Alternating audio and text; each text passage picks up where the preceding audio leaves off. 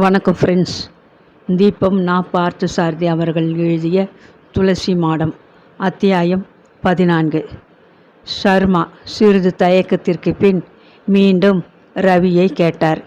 நீ சொல்கிற, அதை நான் ஒத்துன்றேன்னே வச்சுக்கோ. உங்கள் அம்மா ஒத்துக்கணுமேடா. அவளுக்கு இன்னும் விவரமும் தானாகவும் தெரியல, தெரிவிக்கப்படவும் இல்லை. அதுக்குள்ளே 1000 சந்தேகப்படுறான். உங்கள் அம்மாவுக்கு பயந்து முதல்ல உன் லெட்டரை கேட்டதும் நானும் வேணும் அம்மாவுமாக கலந்து பேசி உன்னையும் கமலியையும் அவர் வீட்டு மாடியிலே தங்க வச்சுக்கலாம்னு கூட ஆரம்பத்திலே யோசித்தோம். இப்போ புரியறதப்பா. நாங்கள் 2 பேருமா தொடர்ந்து இங்கேயே தங்கி இருக்கிறது சாத்தியமாக தானே நீங்கள் நினைக்கிறேன்? நீ இங்கே தங்கிக்கிறது பற்றி பேச்சே இல்லை.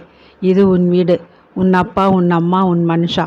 உனக்கும் அம்மாவுக்கும் பெருசாக சண்டை எதுவும் வந்துட போகிறதில்லை. கமலி தங்கிக்கிறத பற்றி தான் இப்போது பிரச்சனை. உனக்கு ஆட்சேபனை இல்லைனா கமலியை மட்டும் வேணும் அம்மா வீட்டு மாடியிலே தங்க வச்சுடலாம்.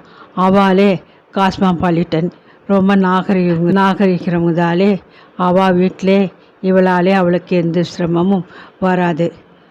அப்படி போகிறதா இருந்தால் கமலியை மட்டும் தனியாக அவள் வீட்டுக்கு போக சொல்ல முடியாதப்பா. It won't look nice. நானும் கூடவே போயிட வேண்டியதுதான். அவள் போகிறத பற்றி ஒன்றும் இல்லை.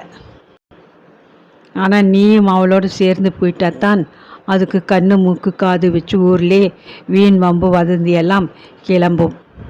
என் அபிப்பிராயம் கமலியும் இங்கேயே நம்ம கூட இருக்கலாங்கிறது தான். அம்மாவாலே சிரமங்கள் ஏற்பட்டாலும் கமலியாலே அதே சமாளிச்சிக்க முடியும். நீ சொல்கிற, ஆனால் கமலியும் என்ன நினைக்கிறாள்னு எனக்கு தெரிய வேண்டாமா? இதில் ஒளிவு மறைவு எதுக்கு? என்னோட வாங்கோ, இப்போ அவளையே கேட்டுடலாம். நான் எதுக்குடா? நீயே கேட்டு சொல்லு போகிறோம். இல்லை, காரணமாகத்தான் சொல்கிறேன். நீங்களும் வாங்கோ, அப்போத்தான் சந்தேகத்துக்கு இடமில்லாம அவளை நீங்கள் புரிஞ்சிக்க முடியும். சர்மா தயங்கினார். யோசனை ஒன்றும் வேண்டாம், இப்போ என்னோட வாங்க சொல்கிறேன் என்று கூறியபடியே ரவி எழுந்திருந்து நடந்தான். ஷர்மா வேறு வழி இல்லாமல் பின்தொடர்கிறவரை போல் தயங்கி அவனை பின்தொடர்ந்தார். ஷர்மாவும் ரவியும் மாடிக்கு போன போது கூட கமலியும் பார்வதியும் தொடர்ந்து துரோகா சப்தஸ்துதி சோஸ்திரத்தைத்தான் சொல்லி கொண்டிருந்தார்கள். பாரு, நீ கொஞ்சம் கீழே போயிருமா, நாங்கள் கொஞ்சம் பேசிட்டு அப்புறமா உன்னை கூப்பிடுறோம் என்று சொல்லி பாருவை கீழே அனுப்பினார் ஷர்மா. ரவிக்கு அப்பா அவளை அனுப்பியது பிடிக்கவில்லை. ஏன்?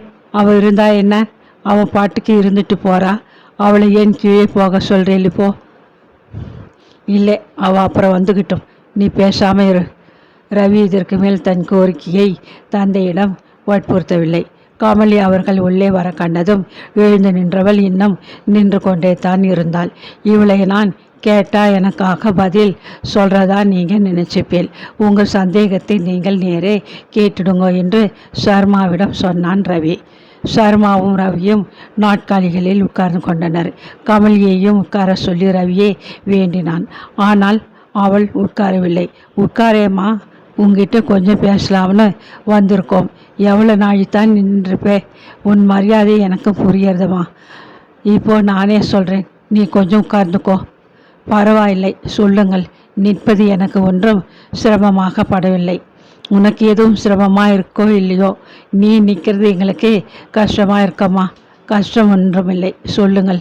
மனசில் ஒன்றும் மறைவு இல்லாமல் எதுவும் தப்பாக எடுத்துக்காமல் நான் கேட்குறதுக்கெல்லாம் நீ பதில் சொன்னியானா எனக்கு பெரிய உபகாரமாக இருக்கும் அம்மா.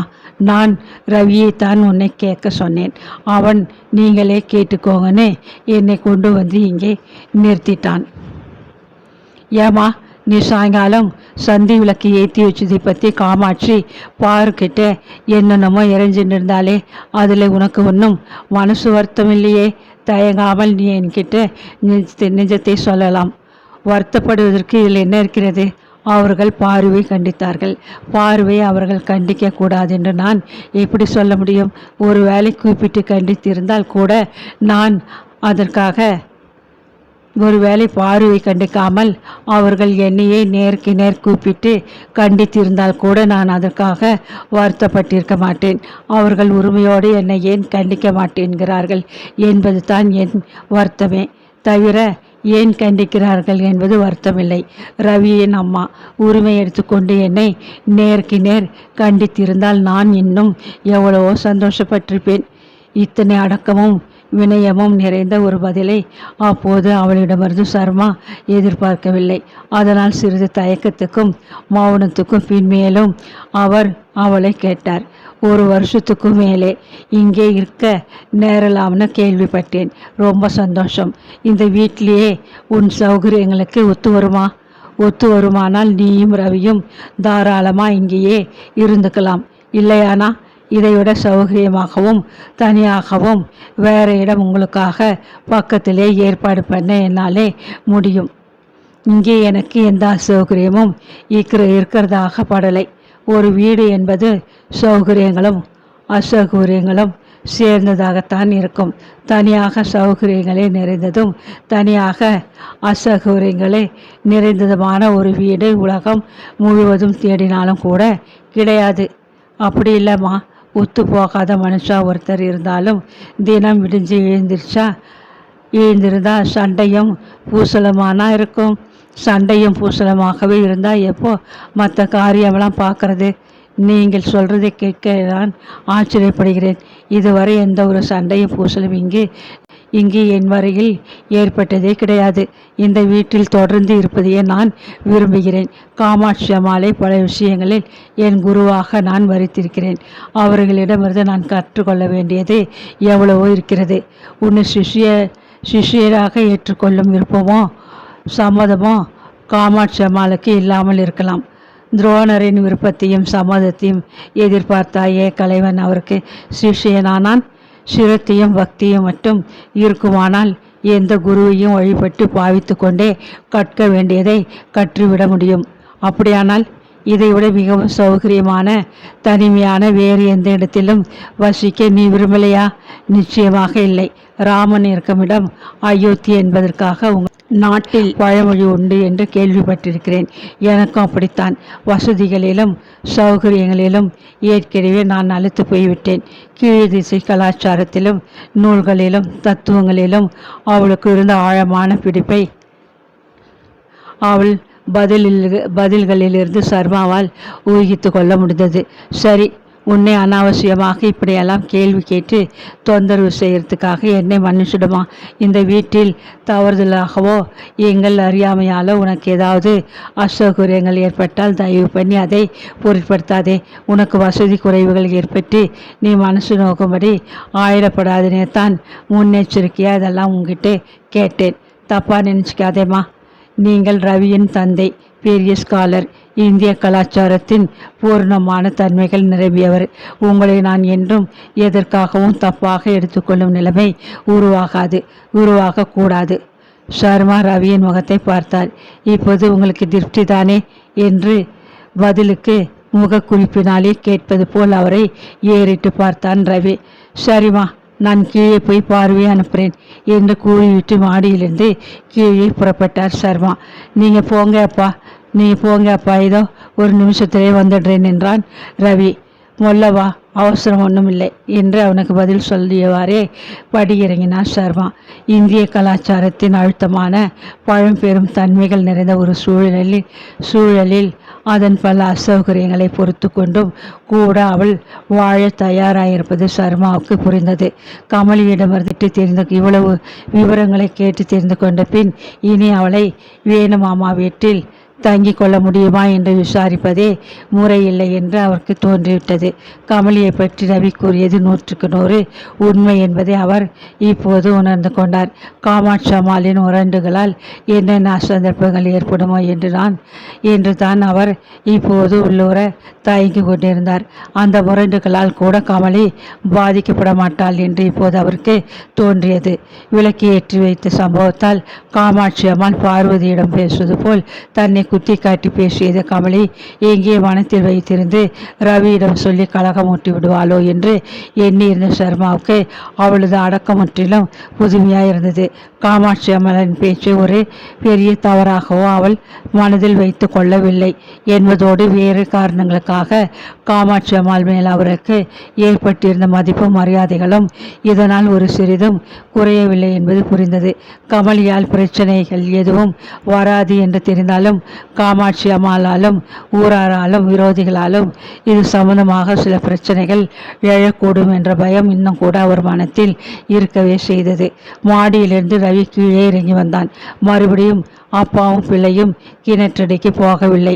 கமலியை பற்றி மேலே விவாதிக்கவும் இல்லை. மறுநாள் வேணுமாமாவிடம் கார் இரவல் வாங்கி கொண்டு ரவியும் கமலியும் பாண்டிச்சேரி காரைக்கால் பகுதிகளுக்கு போய் ஒரு வாரம் சுற்றி பார்க்கும் உத்தேசத்துடன் புறப்பட்டிருந்தார்கள்.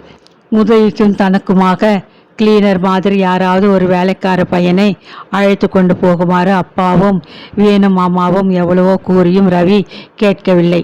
நானும் கமலியுமா மாற்றி மாற்றி ஓட்டிப்போம். 2 பேருமே ஆட்டோமொபைல் எக்ஸ்பர்ட்ஸ். எந்த ட்ரபிள் வந்தாலும் நாங்களே சமாளிச்சுப்போம் என்றான் அவன். ஒரு வாரம் என்று புறப்பட்டிருந்தாலும் அவர்கள் திரும்பி சங்கரமங்கலம் வர 10 நாட்கள் வரை ஆகிவிட்டன. 10 நாள் வீடு விரிச்சோடி போயிருந்தது.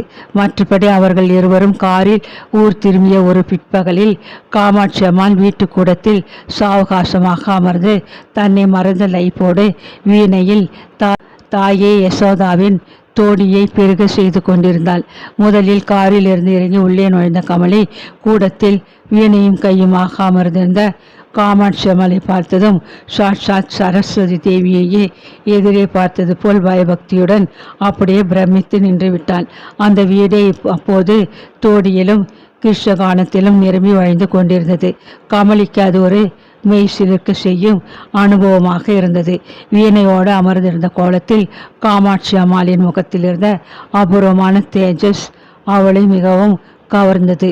அவள் கண்களை அந்த தோற்றம் கவர்ந்தது என்றால் செவிகளை அந்த வீணா கானம் என்னும் மாதுரிய மழை கவர்ந்தெடுத்தது. என்னம்மா, இப்போதான் ஊரில் இருந்து வந்தியா? ஏன் இப்படி பிரமை பிடிச்ச மாதிரி மலைச்சு போய் நின்றுட்ட என்று தற்செயலா அங்கு வந்த சர்மா வினவிய பின் தான் அவளுக்கு தன் நினைவே வந்தது. அதற்குள் கையில் காரிலிருந்து எடுத்து வந்த பிரயாண பெட்டிகளோடு ரவியும் வீட்டினுள் நுழைந்திருந்தான். கமலியோ வீணையோடு தரையில் பட்டு பாயில் அமர்ந்திருந்த காமாட்சி அம்மாளின் தோற்றத்திலிருந்த கவனத்தை இன்னும் மீட்க முடியாமல் அதிலேயே மனம் லயித்து போயிருந்தாள்.